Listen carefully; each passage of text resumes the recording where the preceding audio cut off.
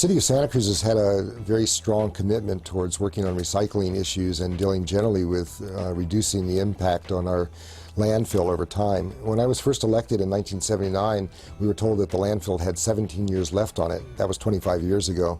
And the kinds of things we've done in that period since then have really made a difference, so that right now we are predicting that the landfill has about 35 years left in it. So we've actually done a lot to divert waste out of our landfill. And on the average, we get about 200 tons a day. So, I mean, we could really extend the cells if, you know, everyone does their part on the recycling.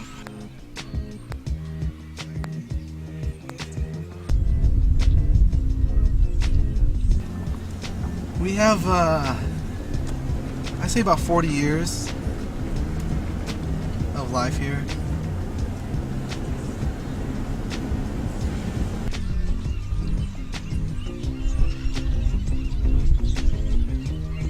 The landfill in Santa Cruz is about 3 miles north of the city, and we save a lot of money by not having to sort of ship our waste to a transfer site and then through trucks to someplace out in the Central Valley, or the kinds of things that many coastal cities do. So we want to do what we can to preserve our landfill. And a big part of that process has to do with the issue of recycling.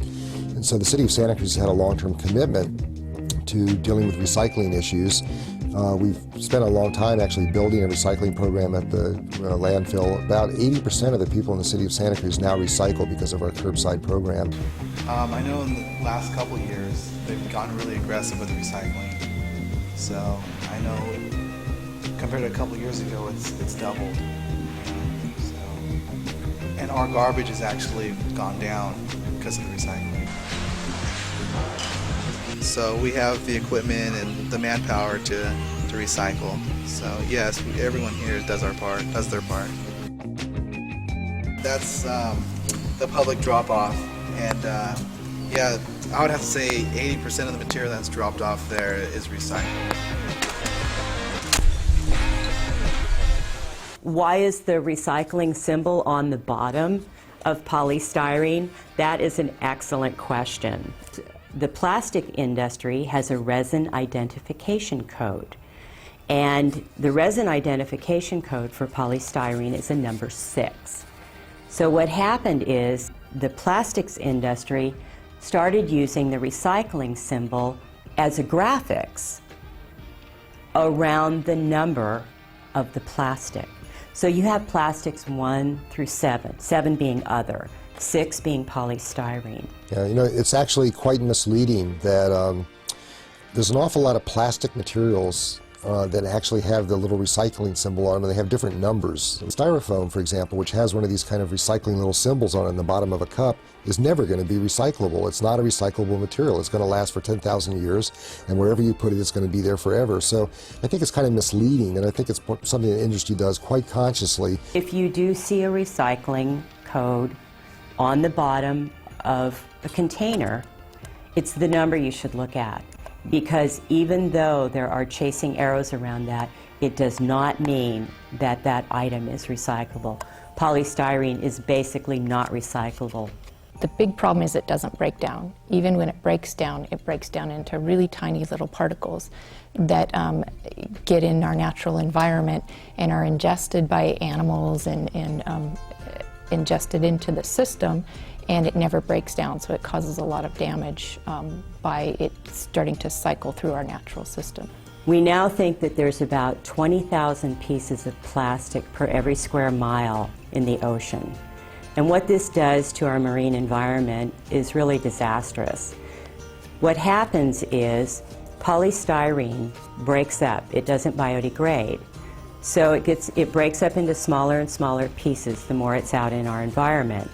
What happens is birds, fish, and marine mammals ingest this material, and it gets stuck in their intestines.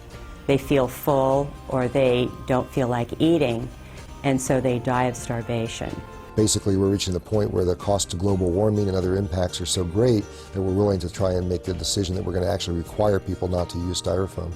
And there now are alternatives available that work just as effectively as styrofoam and don't cost a lot more, and so we're basically going to move towards a mandatory program that basically stops people using those sorts of materials in our city.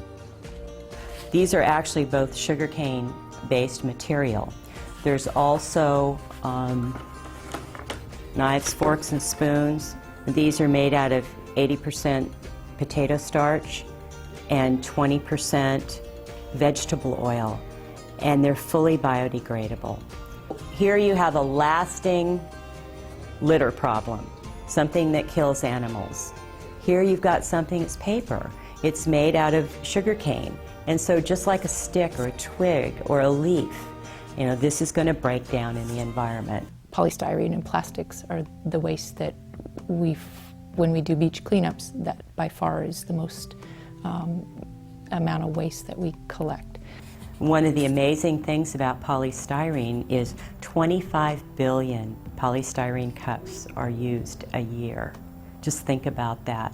When you see pictures of rivers, like in Los Angeles River Basin, you'll see a lot of polystyrene floating out to sea. It happens here too. It happens everywhere. We have a lot of people here who are connected to the ocean. They surf, they fish, or whatever. They spend time out in the ocean. And one person, actually this was a council member, testified that he goes out on his boat and there's this beautiful line when you look out in the ocean that it kind of shimmers, and it's a difference in color and texture of the water. And when you get out to it, and the ocean's kind of sparkling and really incredible. You put your hand in and look, and it's full of styrofoam particles of all different colors. And that's what that line is. It's just in the way the currents work, it collects the styrofoam and it washes down the coast. I surf sometimes, and so you do see bits of styrofoam in the water, and also because it's non-biodegradable. Obviously, yeah, it doesn't really go anywhere, and it's sort of, it off-gases. I'm not sure what the chemical is, but yeah, I know it is noxious to the environment, but I do try and steer clear of styrofoams whenever I can. The City of Santa Cruz has had an educational program for some time now, trying to teach local businesses how they can deal with issues of styrofoam and other non-biodegradable kinds of products. We're right now in the process of actually working out a mandatory program that probably within a year it's going to be illegal to use styrofoam or for people to sell styrofoam in the City of Santa Cruz.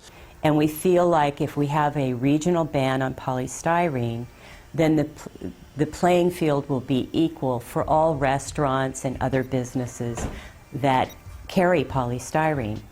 We've been doing outreach to all of the restaurants and businesses that use polystyrene, asking them to make the switch. And last month we got a call from a gentleman, Rafiq Abilian, and he was very excited, and he is the owner of the Cold Stone Creamery in downtown Santa Cruz. And he said that the corporate decision was to stop using polystyrene. So I asked him, I said, now that's just great. Is that for just your store? And he said, no, actually, that's a corporate decision. And 1,900, that's 1,900 Cold Stone Creameries across the United States have switched from polystyrene to paper products. And we're very excited because we ran a number, and just the very small container alone, there's 6.5 million of those per year are used.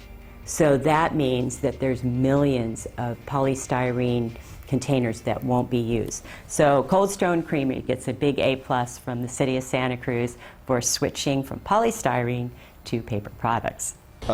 Christine, actually I met her a couple of weeks ago. She was here with the mayor, Riley, and they were very happy, and we're counting days until we can get rid of these monsters. This is going to change Santa Cruz business, but it's going nationwide. All states, from Caribbean to Hawaii, all the cold stones are converting to the new paper bowls. And that is a huge, huge win for the environment. In the City of Santa Cruz, we've reduced our waste about 50% from what it was before, but we'd like to reach the point eventually where we get close to zero waste in the community. And so I actually, again, it's part of public education, but when I go to the store and I get something that comes in a package inside of a package, I always take the outside package off and leave it on the counter, sending a very strong message that I don't want my stuff in that kind of packaging. To help reduce waste, I'd like to see us recycle more. Our apartment building goes to the trash, so we have to recycle or else you get fined. So we're all about recycling. use things over and over, share your clothes, exchange clothes with people, go to reuse events. So there's a lot that people can do about the environment, a lot that students can do, and residents as well.